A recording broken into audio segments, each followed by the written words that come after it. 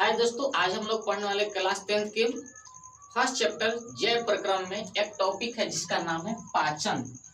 मानव में पाचन यानी हम लोग में भोजन का पाचन किस तरह से होता है, एक अलग टॉपिक हम बना के पढ़ा रहे हैं जिसका नाम है पाचन तंत्र, यानी इसको इंग्लिश में कहते हैं डाइजेस्टिव सिस्टम। आइए पाचन तंत्र क्या होता है, इधर पाचन तंत्र क्या होता है। सबसे पहले है मुख, यहाँ पर मुख है, मुख के अंदर जो खाली स्थान होता है उसको कहते हैं मुख गुहा कहते हैं, मुख गुहा, मुख गुहा। और इसको कहते हैं जो पाइप लेखा है इसको कहेंगे आहार, आहार नाल नहीं ग्रास नली, ग्रास नली कहते हैं। इसको कहते हैं आमाशय, आमाशय। इंग्लिश में इसको कहते हैं पैनक्रियाज और उर्दू में इसको कहते हैं पेट।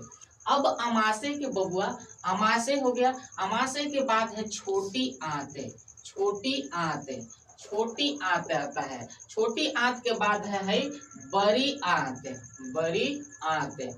अब बड़ी आंत के बाद है नीचे गुर्दा। तो इसी सारे सिस्टम को क्या कहते हैं, इधर से है यकृत, इधर है पैनक्रियाज। तो इसको अलग अलग, ये सब ग्रंथि है, इसको अलग हम बताएंगे आपको क्या होता है। ये अग्नाशय है, ये यकृत है। इस सारे सिस्टम को कहते हैं पाचन तंत्र। आइए हम पाचन किसे कहते हैं पाचन समझते हैं।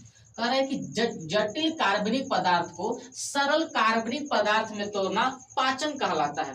अर्थात जितने भी हम लोग खाद्य पदार्थ खाते हैं वो ठोस अवस्था में है या तो द्रव अवस्था में हम लोग खाते हैं, उसको जटिल कार्बनिक पदार्थ को सरल कार्बनिक पदार्थ में तोड़ने की क्रिया का कहलाता है पाचन कहलाता है। अब पाचन के है, पाचन तंत्र के एकक भाग है। सबसे पहले है मुख्य, उसके बाद है ग्रास नली, उसके बाद है आमाशय, उसके बाद छोटी आंत, बड़ी आंत, गुर्दा।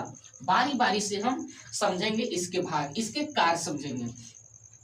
ये एग्जाम में पूछता है कि मानव में भोजन के पाचन का प्रारंभ कहाँ से होता है। तो सबसे पहले है मुख से होता है, मुख से होता है। मुख के अंदर एक खाली स्थान जिसको कहते हैं मुख गुहा। अब मुख गुहा के बाद होता है, अब मुख गुहा में अब एक ग्रंथि पाई जाती है जिसको कहते हैं लार ग्रंथि। मुख गुहा में एक ग्रंथि पाई जाती है जिसको कहेंगे लार ग्रंथि, लार ग्रंथि कहते हैं। इस लार ग्रंथि से हम लोगों में प्रतिदिन, लार ग्रंथि कितने जोड़ी होती है हम लोगों में, तो 3 जोड़ी होती है। क्या जोड़ी होती है? 3 जोड़ी। प्रतिदिन हम लोगों में से प्रतिदिन आधा लीटर यानी 1.5 लीटर,